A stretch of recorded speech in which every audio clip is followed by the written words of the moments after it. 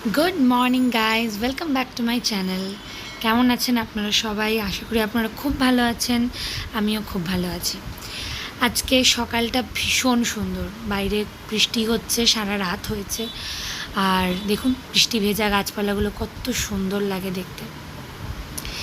সকাল সকাল উঠে পড়েছি, রান্নাবান্না ঘরের কাজ অবভিয়াসলি করতে তো হবেই, বাট বারান্দায় এসে সুন্দর সুন্দর ফুল দেখতে, বাইরের পরিবেশ দেখতে কার না ভালো লাগে বলুন। এগুলো হচ্ছে লক্ষ্মী জবা, জানি অন্য নামেও লোকে জানে, বাট চলিত ভাষায় লক্ষ্মী জবাই বলে। এই জবা গাছটায় আমার ফুল খুব স্লোলি হয়। এটা একটা চন্দন কালারের জবা আর একটা পিঙ্ক জবা, বাট দুটোই হাইব্রিড জবা, তো ওই জন্য খুব ধীরে ধীরে ফুল হয়। বাট লক্ষ্মী জবাটায় ভালোই ফুল হচ্ছে। এই আমার কারি পাতার গাছ বেশ বড় হয়েছে, এটাকে একটু রিপোর্টিং করতে হবে, সময় হয়ে উঠছে না আসলে। দেখি আজকালের মধ্যেই করব, এখন বৃষ্টির সময় একটু গাছগুলো আমাকে ঠিকঠাক করতে হবে। এই গাছটার রুটস একদম বাইরে বেরিয়ে এসেছে, টবটাকে চেঞ্জ করতে হবে, অনেক বড় হয়ে গেছে। একটু ছোট হলে আমি ঘরের ভেতরেই রাখতাম, থাক আর কি করা যাবে। এই অ্যাকোরিয়ামটা নতুন আমার হাজব্যান্ড বানিয়েছেন নিজের হাতে, সমস্ত সাজিয়ে গুছিয়ে রেডি করেছে। সকাল সকাল ওদের খেতে দিয়ে দিয়েছি। এবারে চলুন রান্নার দিকে যাওয়া যাক। তো আজকে আমি একটা নতুন সবজি বানাবো, এটা হচ্ছে স্কোয়াশ। অবভিয়াসলি আপনারা শুনে হয়তো হাসছেন যেটা নতুন কি, বাট এটা বিশ্বাস করুন আমার কাছে নতুন, বিকজ এটা বেসিক্যালি পাহাড়ের সবজি। আমাদের এখানেও এখন তো সবই পাওয়া যায়, এখন পাওয়া যায় না এমন কিছুই নেই। বাট ব্যাপারটা হচ্ছে এই সবজিটা আমি খেয়েছি, বাট কোনো দিন নিজে বানাইনি। তো আজকে আমি প্রথম ট্রাই করব এটা বানানো। তো আমি একটুখানি টেস্ট করে যা বুঝলাম, পেঁপের মতো খেতে, কোনো বিশেষ কোনো স্বাদ নেই। আর আমি এটাকে তাই একটু ওই চাল কুমড়ো করি না আমরা, আলু দিয়ে, চিংড়ি মাছ দিয়ে, তো ওই রকমভাবে আজকে আমি বানাবো। কেমন হয়েছে আমি বানিয়ে নিয়ে টেস্ট করে আপনাদেরকে বলবো। যদি ভালো হয় ডেফিনেটলি আপনারাও ট্রাই করবেন যারা নতুন। আর যারা জানেন, আমি একজনের বাড়িতে খেয়েছিলাম, এটাকে মাছের ঝোলের সঙ্গে করেছিল, ভীষণ ভালো লেগেছিলো খেতে। চিংড়ি মাছ দিয়ে আমি ফার্স্ট এটা ট্রাই করছি। আর চিংড়ি মাছটা এমনই একটা মাছ যেটা যে কোনো খাবারের মধ্যে দিলেই তার টেস্ট এনহ্যান্স হয়ে যায়। তো এটা কাটলাম, কেটে দেখলাম ভিতরে বীজ খুবই কম হয়েছে, মানে একদম ছোট্ট কচি মতো একদম। দেখতে তো ভেতরটা সেই অ্যাভোকাডোর মতো লাগছিল আমার একটু। বাট একটা জিনিস খুব বিচ্ছিরি, আমি এটা ছাড়ানোর সময় দেখছিলাম হাত ভীষণ চিটচিট করছে, মানে ইভেন পরেও যখন আমার রান্না হয়ে গেছে আমি সাবান দিয়ে হাত ধুয়েছি, স্টিল হাতের মধ্যে কালো, মানে ওর আঠাটা লেগে গেছিলো। তো আমার মনে হয় একটু যদি তেল দিয়ে, হাতে তেল লাগিয়ে নিয়ে করা যায় তাহলে মনে হয় বেটার হয়। পরের বার সেটা ট্রাই করে দেখবো। তো আমি এখানে এটাকে ছোট্ট ছোট্ট করে কেটে নিচ্ছি, একদম চাল কুমড়ো সাইজে। আর এটাকে আমি একবার প্রেসারে ভাপিয়ে নেব, ভাপিয়ে নিলে একটু তাড়াতাড়ি হয়ে যাবে।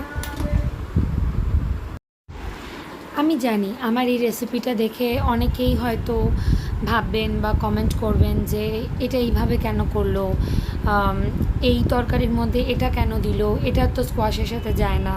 তো এরকম অনেক মন্তব্যই আপনাদের মনে হতে পারে, কিন্তু এখানে আমার একটা ছোট্ট বিষয় বলার আছে, যেটা আমি আমার ডেলি লাইফেও ডিল করি, বাড়িতেও করি, বন্ধুবান্ধবদের কাছেও শুনেছি এই কথাগুলো। আমাদের ইন্ডিয়াতে না, আই থিঙ্ক অল ওভার ওয়ার্ল্ডেই, বাট আমাদের ভারতবর্ষের রান্না বা খাওয়া অল ওভার কালচারের মতোই ভীষণ ডাইভার্স। সেখানে কারোর এইটা বলা যে এইটা এইভাবেই রান্না হয় এবং এর বাইরে এইভাবে তো এটা হয় না, এইভাবে এটা করতে নেই, আমার এই জিনিসটাই ভীষণ হাস্যকর লাগে।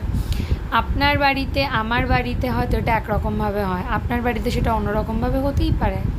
That's normal, absolutely normal. আর আমি ছোটোবেলা থেকে এই জিনিসটা ভীষণ বিলিভ করি, যেহেতু আমার বাবা উনিও হোটেলিয়ার, আপনারা জানেন, আমি আগেও বলেছি। আমার মা ভীষণ ভালো রান্না করেন, বাবাও করেন। তো ওনারা আমাকে একটাই কথা শিখিয়েছে, নতুন জিনিস ট্রাই করবে, খাবে, ভালো না লাগলে করবে না, সেটাকে এনহ্যান্স করার চেষ্টা করবে, বাট কোনো দিন এটা বলবে না যে এটা ওভাবে হয় না। তা আমিও সেই ব্যাপারেই বিশ্বাসী। তো আমি এটা চাল কুমড়ো আমি যেভাবে বানাই চিংড়ি মাছ দিয়ে, সেইভাবে করে দেখছি কেমন লাগে। যদি মনে হয় ভালো লাগেনি, দেন অন্যভাবে করার চেষ্টা করব, অ্যাজ সিম্পল অ্যাজ দ্যাট। ওকে, তো চলো এখানে আমি একটু সর্ষের তেল নিয়ে নিয়েছি, তেল গরম হয়ে গেছে, নুন হলুদ মাখিয়ে রাখা চিংড়ি মাছটা আমি দিয়ে একটু ভেজে নিচ্ছি। আমি একটু নরমই ভাজছি, বেশি কড়া করছি না। ভাজা হয়ে গেছে, এবার ওই কড়াইতে আবার একটু তেল দিয়ে আমি ফোড়ন দিয়ে দেবো, 5 ফোড়ন আর একটু শুকনো লঙ্কা দিয়ে নিচ্ছি। দিয়ে এবার একটুখানি নাড়াচাড়ার পরে এবার তার উপর আমি সবজি দিয়ে দেবো। আপনি চাইলে কাঁচা লঙ্কাও ইউজ করতে পারেন, আমি পরে কাঁচা লঙ্কাও দিয়েছি, বাট ফোড়নে শুকনো লঙ্কাটা আমার একটু বেশি ভালো লাগে।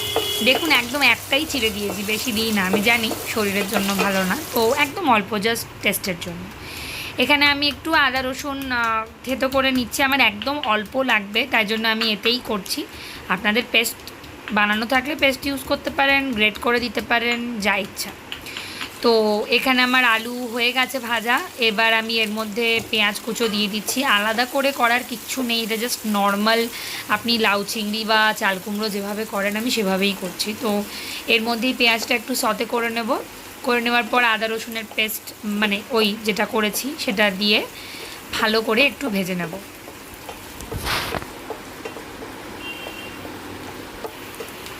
তো নাড়াচাড়া করে নিয়েছি ভালো করে, এবার এর মধ্যে আমি আদা রসুনটা দিয়ে দেবো, দিয়ে ভালো করে ভেজে নেব যতক্ষণ না এর কাঁচা গন্ধটা চলে যায়। তারপর এর মধ্যে মশলাপাতি দেব, টমেটো কেটে রেখেছিলাম সেগুলো দিয়ে দিলাম, দিয়ে আবার একটু নাড়াচাড়া করার পর একে একে আমাদের যা মশলা হয় সেগুলো সব দিয়ে দেবো। স্বাদ মতো নুন দিয়ে দিচ্ছি, আর আমাদের যা যা মশলা হয় হলুদ গুঁড়ো, লঙ্কা গুঁড়ো, জিরে গুঁড়ো, ধনে গুঁড়ো সমস্ত কিছু দিয়ে একটুখানি জল দিয়ে ভালো করে কষিয়ে নেব মশলাটা।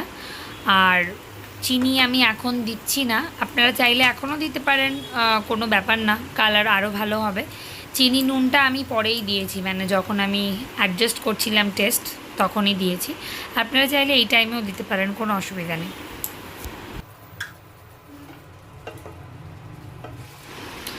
মশলা একদম কষে গেছে, এবার এর মধ্যে আমি সেদ্ধ করে রাখা স্কোয়াশটা দিয়ে দিচ্ছি, দিয়ে ভালো করে নাড়িয়ে নিয়ে একটুখানি সামান্য জল দেব, দিয়ে আর ঢাকা দিয়ে বসিয়ে দেবো।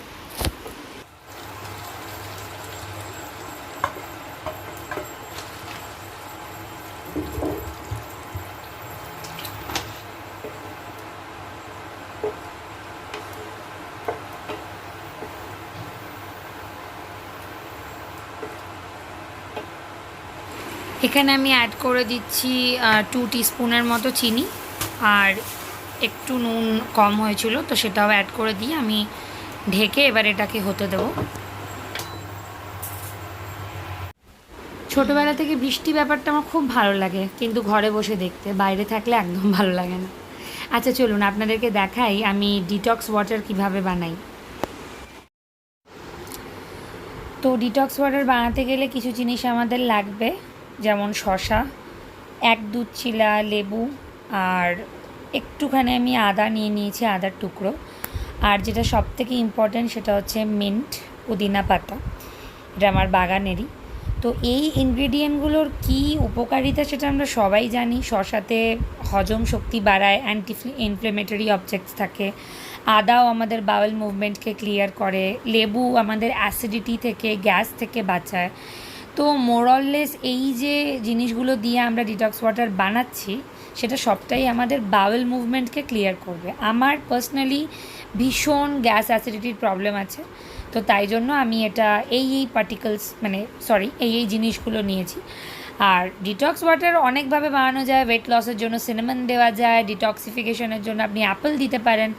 আমার যেহেতু গ্যাস অ্যাসিডিটির প্রবলেম, ওয়েট লসের কোনো ব্যাপারই নেই, সেই জন্য আমি শুধু এগুলো দিয়ে করছি। তো এর মধ্যে আমি মিন্ট দিয়ে দেবো, প্লেন জল দিয়ে দেবো, দিয়ে এটাকে জাস্ট ওভারনাইট রেখে দেবো।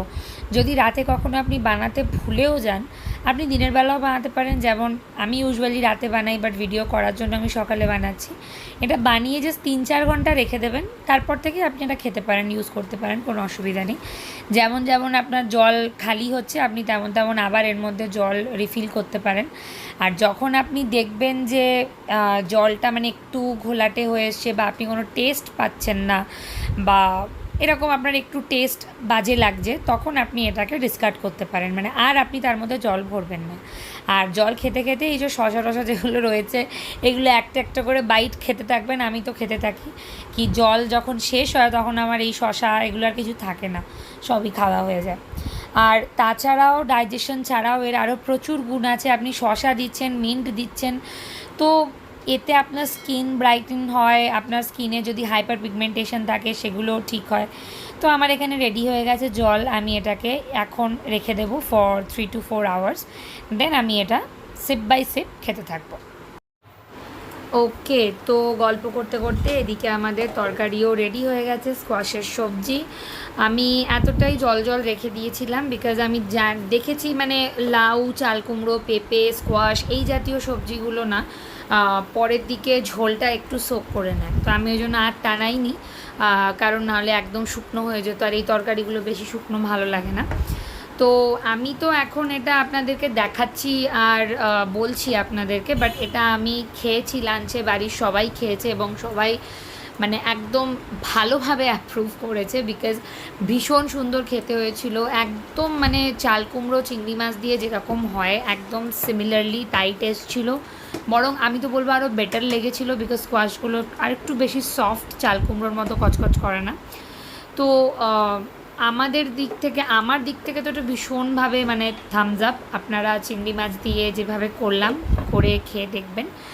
ওকে গাইজ, তাহলে আজকের ভিডিও এই অবধিই রাখছি। Tata, bye bye, take care, আর সবাই ভালো থাকবে। যদি নতুন হও then please subscribe to my channel, like the video and comment করো কি কেমন লাগলো। Okay, bye by.